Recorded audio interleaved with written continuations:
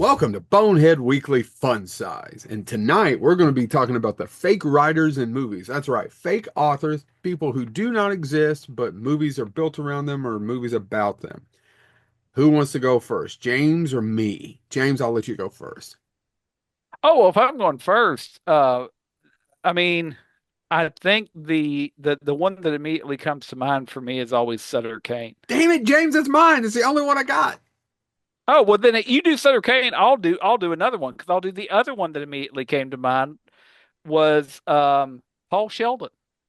Poor Paul Sheldon. Paul Sheldon's a good one, and we'll just go back and forth on this one. I actually didn't think about Paul Sheldon, but you're right, that's a good one. And Paul Sheldon is one of those authors that everybody hates because he bitches about his success. Because who does he hate writing? Misery. Misery, He and it's hates misery writing writing misery. misery. Yeah.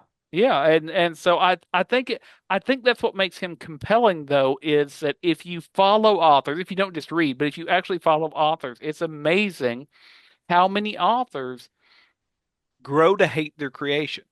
Uh, Like, they ended up hating Sherlock.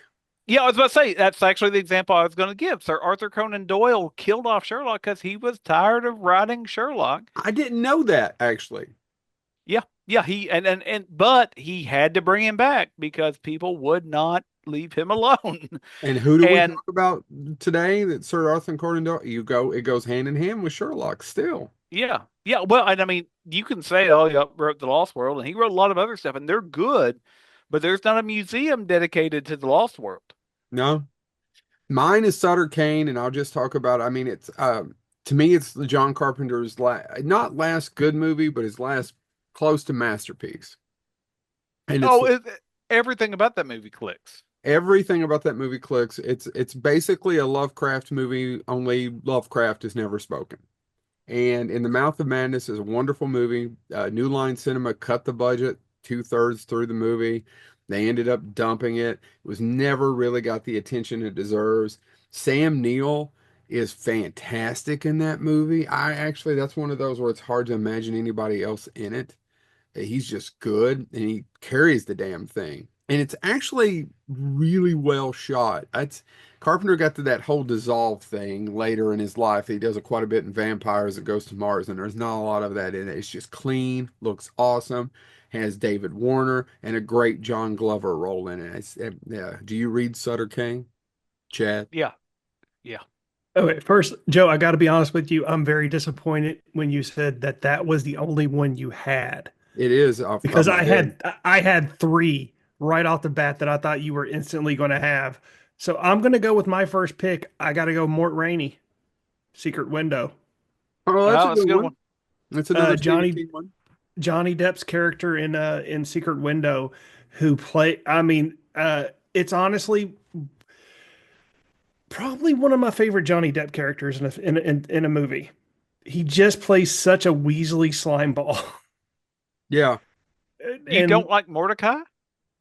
Sorry, sorry. Actually, I kind of liked Mordecai. Everybody shit. Mordecai is a phenomenal book, I I and I, enjoyed the don't, movie. yeah, I yeah. enjoyed Mordecai well as well. I don't know why people hate on it as much as they do.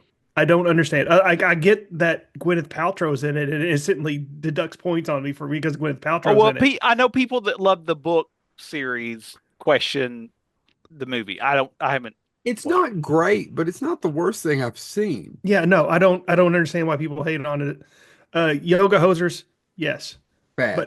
but no, bad, very bad.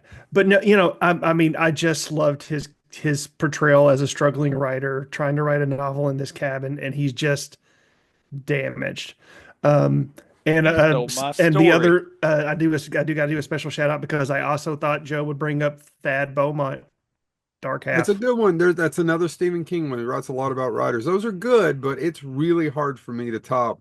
Do you read Sutter Kane? Oh no, The I third, just when you said that was the only one you came up with, I thought, boom, I thought those two would be on your list. By the it's way, the, the fact that if you write stuff, often the presses will tell you whatever you do, don't write about writers. And I love the fact Stephen King breaks that rule so often. yeah, yeah. And John Carpenter just sold off some of the fake books from the movie, actually, from his collection. So this has been Oh, Bonehead really? Weekly Fun Size.